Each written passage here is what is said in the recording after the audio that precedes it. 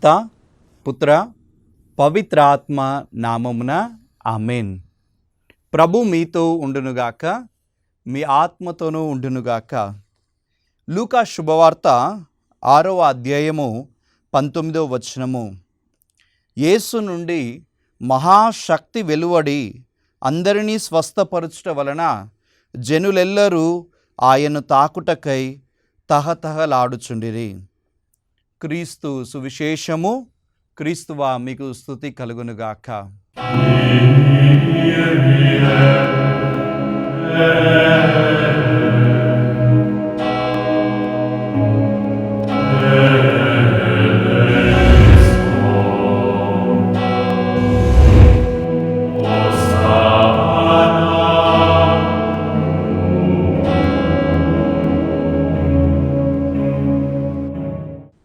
హల్లెలూయా, హల్లెలూయా, హల్లెలూయా.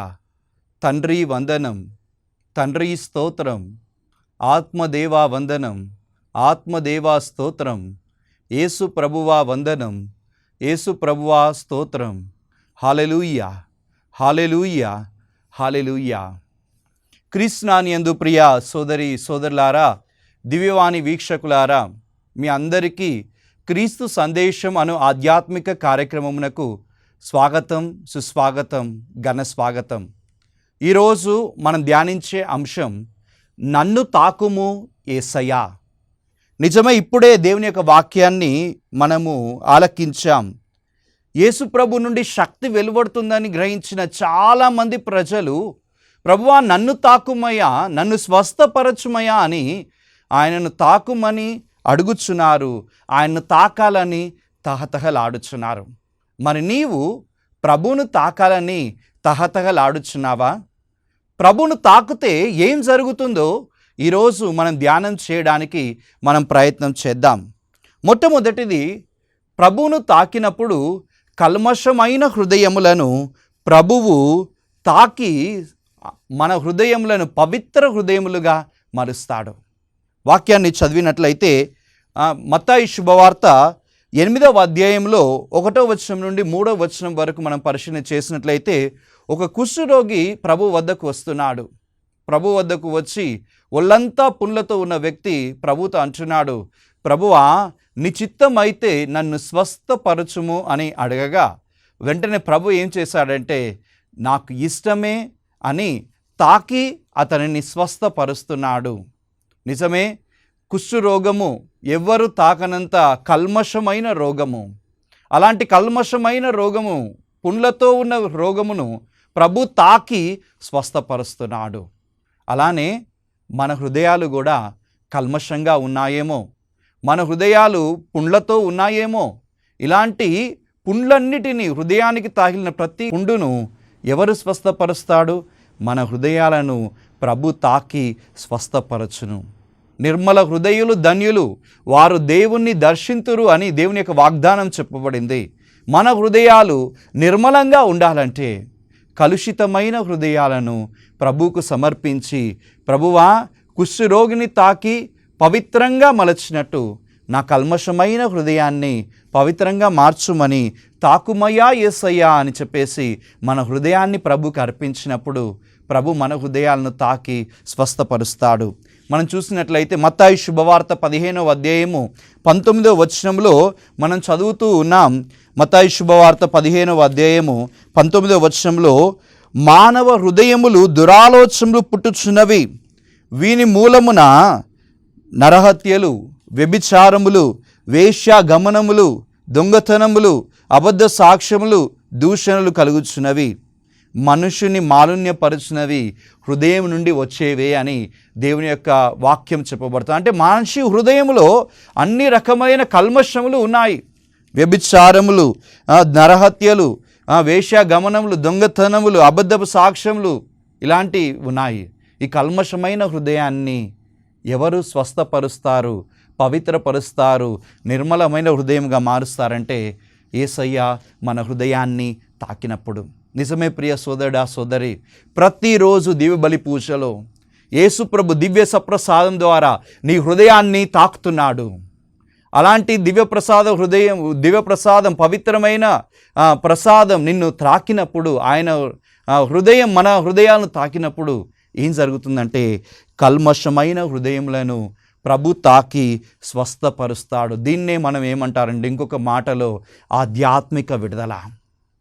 ప్రభు మనలను తాకితే కల్మషమైన హృదయం పవిత్రంగా మారుతుంది, విడుదల జరుగుతుంది. ఇది మొదటిది, ప్రభు మన హృదయాలను తాకినప్పుడు. రెండవది మనకేం జరుగుతుందంటే ప్రభు మనల్ని తాకితే అనారోగ్యంతో ఉన్న వారిని ప్రభు స్వస్థపరుస్తాడు. దీన్నే మనం ఏమంటారంటే ఇంకొక భాషలో శారీరక విడుదల, శారీరక రోగముల నుండి విడుదల ప్రభు మనల్ని తాకినప్పుడు జరుగుతుంది. మన పరిశుద్ధ గ్రంథాన్ని మనం చూసినట్లయితే మత్తయి శుభవార్త 8వ అధ్యాయము 15వ వచనంలో పేతురు అత్తను ప్రభు తాకుతున్నాడు. పేతురు అత్త జ్వరంతో బాధపడుచుండగా వెంటనే అక్కడ ఉన్న శిష్యులు పేతురు అత్త బాగా లేదని చెప్పినప్పుడు యేసు ఏం చేస్తున్నాడు, ఆమెను తాకినంతనే ఆమె జ్వరము వీడిపోతుంది. అంటే యేసు ప్రభుతే తాకబడితే మన జీవితంలో ఉన్న ప్రతి అనారోగ్యం తొలగించబడుతుంది. కనుక నీవు శరీరంలో ఏదైనా బలహీనత ఉంటే, శరీరంలో ఏదైనా అనారోగ్యత ఉంటే ప్రభువుకు సమర్పించు. ప్రభువా నన్ను తాకుమయ్యా అని చెప్పి అడుగుము. మార్కు శుభవార్త 6వ అధ్యాయంలో 12 సంవత్సరముల నుండి ఒక స్త్రీ రక్తస్రావం రోగముతో బాధపడుచుంది. ఆ స్త్రీ తనలో తాను ఒకటే అనుకుంది, నేను యేసు ప్రభు అంగి అంచును తాకితే చాలు ఆ ప్రభు నన్ను స్వస్థపరుస్తాడని ఆ తాకుమయ్యా యేసయ్యా, నా యొక్క అనారోగ్యంలో తాకుమయ్యా అని చెప్పేసి ఆ స్త్రీ యేసు ప్రభు వద్దకు వెళ్ళి ఆయన అంగి అంచును తాకింది. వెంటనే గొప్ప అద్భుతం ప్రియ బిడ్డలారా.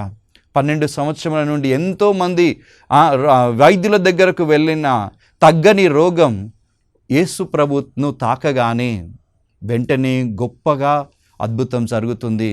అనారోగ్యంతో ఉన్న స్త్రీ రక్తస్రావము ఆగిపోతుంది. ఈ ఉదాహరణల ద్వారా ప్రభు నేర్పిస్తున్న సత్యం ఒకటే, నీలో ఎలాంటి శారీరక అనారోగ్యం ఉన్నప్పటికీ ప్రభుకు నువ్వు సమర్పించి తాకుమయ్యా యేసయ్యా, నా అనారోగ్యంను తాకి స్వస్థపరచుమయ్యా అని ప్రార్థించినప్పుడు అద్భుతము జరిగి ప్రభు మనకు శారీరక వ్యాధుల నుండి విడుదల దయచేస్తాడు. యెషయా గ్రంథము 1వ అధ్యాయం 6వ వచనం ఏం చెప్తుందంటే, మన శరీరంలో అరికాళ్ళ నుండి నడినెత్తి వరకు ఆరోగ్యకరమైన ప్రదేశం ఏమీ లేదు. ఎక్కడో దగ్గర మనకు వ్యాధులు ఉంటాయి. ఆ వ్యాధి ప్రభు తాకితే స్వస్థపరుస్తాడు. కాబట్టి శారీరక వ్యాధుల నుండి విడుదల కావాలంటే ప్రభు నిన్ను తాకాలి. కాబట్టి ప్రభువా నన్ను తాకుమయ్యా, అనారోగ్యం తొలగించుమయ్యా అని ప్రార్థించు. ఇక మూడవది, ప్రభు మనల్ని తాకితే మనల్ని ఏం జరుగుతుందంటే నిర్జీవమైన వారు జీవమును పొందుకుంటారు. దీన్నే మనం ఏమంటామంటే మానసికంగా విడుదల. ఆలోచన లేని శక్తిలో లేలేమో అలాంటి సందర్భంలో ప్రభువా నన్ను తాకుమయ్యా, విడుదల దయచేయమయ్యా అని అడిగినప్పుడు నిర్జీవమైన హృదయాలను, నిర్జీవమైన జీవితాలను ప్రభు జీవంలోనికి తీసుకొని వస్తాడు. లూకా శుభవార్తలో మనం ఒక మంచి చక్కటి ఉదాహరణను మనం చదువుతున్నాం. 7వ అధ్యాయము 14వ వచనంలో నాయిను అని ఒక గ్రామం. ఆ గ్రామంలో ఒక వితంతువు. ఆ వితంతువుకు ఏకైక కుమారుడు, కానీ అతడు చనిపోతున్నాడు. నాయనలో వితంతువు ఏడుస్తుంది, భర్త లేడు, మరొక వైపు నా కుమారుడు, ఏకైక కుమారుడు చనిపోయాడే అని చెప్పేసి పాడ వద్ద నిలుచొని ఆమె ఏడుస్తూ కన్నీరు కారుస్తుంది. అటువంటి సందర్భంలో ఏం జరుగుతుంది? ఆ ప్రభువు ఏం చేస్తున్నాడు? పాడెను తాకుతున్నాడు. యేసు ప్రభు అటు వచ్చి అమ్మా ఏడవద్దమ్మా అని చెప్పి నడుస్తున్న పాడెను ఆయన తాకి నిర్జీవంగా ఉన్న నాయిను వితంతు కుమారుణ్ణి ప్రభు జీవంతో లేపుతున్నాడు. నిజమే, అతని మానసిక స్థితి, ఆయన యొక్క బుద్ధి, ఆయన యొక్క హృదయం అన్నీ ఆగిపోయాయి. అన్నీ ఆగిపోయిన పరిస్థితుల్లో ప్రభు ఆయనను తాకి మరలా జీవం ఇచ్చి అన్నింటినీ బాగు చేస్తున్నాడు. తనకు జీవితాన్ని ఇస్తున్నాడు.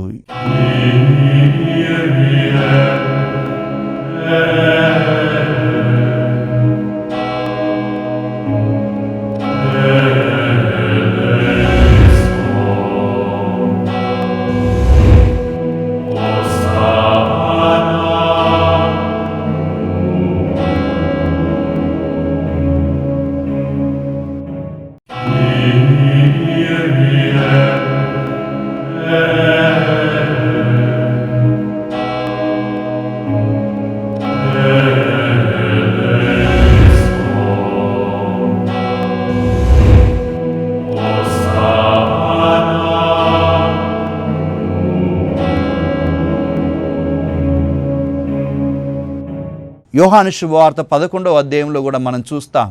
మరియమ్మ, మార్తమ్మ వారి ఉదాహరణలో కూడా మనం చూస్తున్నాం. వారి తమ్ముడు లాజరు మరణించినప్పుడు నిర్జీవంగా ఉంది అతని జీవితం, కదల్లేని స్థితిలో ఉన్నాడు, 4 రోజులుగా సమాధిలో ఉన్నాడు. అటువంటి వ్యక్తిని ప్రభు లాజరు బయటకు రమ్ము అని చెప్పి లోపడున్న వారిని తాకి ఆయనను పిలిచి స్వస్థపరుస్తున్నాడు. ఈ ఉదాహరణలు మనకు నేర్పిస్తున్న సత్యం ఏమంటే, ఇదిగో ఆలోచించలేని స్థితిలో ఉన్న, నిర్జీవమైన స్థితిలో ఉన్న నీ యొక్క మనస్సును, అదేవిధంగా నీ యొక్క కదల్లేని శరీరాన్ని ఎవరు స్వస్థపరచగలరు? ప్రభు తాకి స్వస్థపరుస్తాడు. దాన్నే మనము మానసిక విడుదల అని అంటాము. ఇక 4వది, ప్రభు మనల్ని తాకితే విడిపోయిన వారు కలపబడతారు. నిజమే ప్రియ బిడ్డలారా, లూకా శుభవార్త 22వ అధ్యాయములో 50వ వచనం నుండి 51వ వచనం వరకు మనం పరిశీలన చేసినట్లయితే ఒక చక్కటి సంఘటన మనకు అర్థమవుతుంది. యేసు ప్రభువును బంధించడానికి సమయంలో అనేక మంది అధికారులు, పరిసయ్యులు, ధర్మశాస్త్ర బోధకులు ప్రభువును బంధించడానికి గెత్సేమని తోటకు వచ్చారు. ఆ గెత్సేమని తోటలో ఏం జరుగుతుందంటే, ఒక శిష్యుడు ఒక ప్రధాన అర్చకుని చెవిని తెగ నరుకుతున్నాడు. అప్పుడు ఏం జరిగింది? నరికివేయబడ్డ చెవి, వీడిపోయిన భాగం, శరీరంలో ఒక భాగం వీడిపోయింది. అలాంటి సందర్భంలో ప్రభు ఏం చేస్తున్నాడు? ఆ వీడిపోయిన భాగాన్ని ప్రభు ఏం చేస్తున్నాడంట, సైనికుడిని తాకి ఆయన యొక్క చెవికి పెట్టి దాన్ని అతికించి ఆయనను స్వస్థపరుస్తున్నాడు. అంటే ఇక్కడ అర్థం ఏంటంటే, యేసయ్య మనల్ని తాకినప్పుడు వీడిపోయిన వాళ్ళు మరలా ఏకమవుతారు. దాన్ని మనం ఏమంటామంటే, సమాజంలో వీడిపోయిన వారిని ప్రభు మరలా ఐక్యం చేస్తాడు. అనేక మంది స్త్రీలకు ప్రభు స్వస్థత చేకూరుస్తున్నాడు. దాని అర్థం ఏంటంటే, స్త్రీలు ఆ రోజుల్లో వాళ్ళకు విలువ లేని వారిని ప్రభు స్వస్థపరచి వాళ్ళకు విలువనిచ్చి సమాజంలో వారి స్థితిని పైకి లేపుతున్నాడు. కుష్ఠరోగులను స్వస్థపరుస్తున్నాడు. ఆ రోజు కుష్ఠరోగులు ఎలాంటి వాళ్ళంటే, సమాజం నుండి వీడిపోయిన వాళ్ళు, వాళ్ళని స్వస్థపరచడం ద్వారా మరలా వారిని సమాజంలోనికి తీసుకువస్తున్నారు. అంటే సామాజికంగా ఉన్న అడ్డంకులన్నిటినీ ప్రభు తాకుతే స్వస్థపరచబడతాయి, విడుదల జరుగుతుంది. కాబట్టి ఈ ఉదాహరణలన్నీ మనకు నేర్పిస్తున్న సత్యం ఏంటంటే, వీడిపోయిన వాటిని ప్రభు కలిపి విడుదల దయచేస్తాడు. ప్రభు నిన్ను తాకినప్పుడు నీ శరీరంలో వీడిపోయినవి, పరిశుద్ధాత్మ వీడిపోయిందేమో, ప్రభు నిన్ను తాకినప్పుడు ఆ పరిశుద్ధాత్మతో ఐక్యం పొందుకుంటాం, దేవునితో ఐక్యం పొందుకుంటాం. పాపము ద్వారా దూరమైపోయిన మన బ్రతుకులను ప్రభు తాకి స్వస్థపరచి తండ్రి దేవునితో, కుమారునితో, పరిశుద్ధాత్మనితో ప్రభు మనల్ని ఐక్యపరుస్తాడు. కాబట్టి ఇది 4వదిగా ప్రభు మనల్ని తాకినప్పుడు జరుగుతుంది. ఇక చివరిగా ప్రభు మనల్ని తాకినప్పుడు జరుగుతుంది ఏంటంటే, మనలో ఉన్న భయములు, బంధకములు అన్నీ కూడా విప్పబడతాయి. మనం చూస్తూ ఉంటాం. అపోస్తుల కార్యములు 2వ అధ్యాయము 1వ వచనం నుండి 10వ వచనం వరకు పరిశీలన చేసినట్లయితే, అపోస్తులు వాళ్ళు భయములో జీవిస్తున్నారు. వారు భయంలో జీవిస్తున్న సందర్భంలో వారు పరిశుద్ధాత్మ కోసమే ప్రార్థిస్తున్నారు. భయం ఎలా పోతుందంటే, పరిశుద్ధాత్మ చేత తాకబడాలి, యేసుని ఆత్మ చేత తాకబడాలి. ఆ తాకబడాలనే ఉద్దేశంతో తహతహలాడుతూ మేడ మీద గదిలో ప్రార్థన చేస్తున్నారు. ప్రార్థన చేసినప్పుడు ఏం జరుగుతుందంటే, దేవుని ఆత్మ, యేసు ప్రభు ఆత్మ, పరిశుద్ధ ఆత్మ అగ్ని నాలుక జ్వాల రూపంలో వారిని తాకింది. వారిలో ఉన్న భయములన్నిటినీ కూడా తొలగించింది. వారి బంధకముల నుండి విప్పబడుతున్నారు, స్వేచ్ఛా వ్యక్తులుగా మిగిలిపోతున్నారు. అందుకనే మనలో ఉన్న భయము, బంధకాలు, సైతాను బంధకములన్నీ కూడా విప్పబడాలంటే మనకు కావాలి, ప్రభువా నన్ను తాకుమయ్యా, నన్ను తాకుము యేసయ్యా. కుష్ఠరోగిని తాకినట్లు, అదేవిధంగా పేతురు అత్తను తాకినట్లు, అదేవిధంగా నాయన్లో వితంతు కుమారుని తాకినట్లు, అదేవిధంగా ఒక సైనికుడి చెవిని తాకినట్లు, అపోస్తులను పరిశుద్ధాత్మ ద్వారా తాకినట్లు మమ్మల్ని, మా కుటుంబాన్ని తాకుము యేసయ్యా. అప్పుడు ఏం జరుగుతుంది? ఆధ్యాత్మిక విడుదల, శారీరక రోగముల నుండి విడుదల, మానసికంగా రోగముల నుండి విడుదల, సామాజిక రుగ్మతల నుండి విడుదల, బంధకముల నుండి విడుదల ప్రభు దయచేస్తాడు.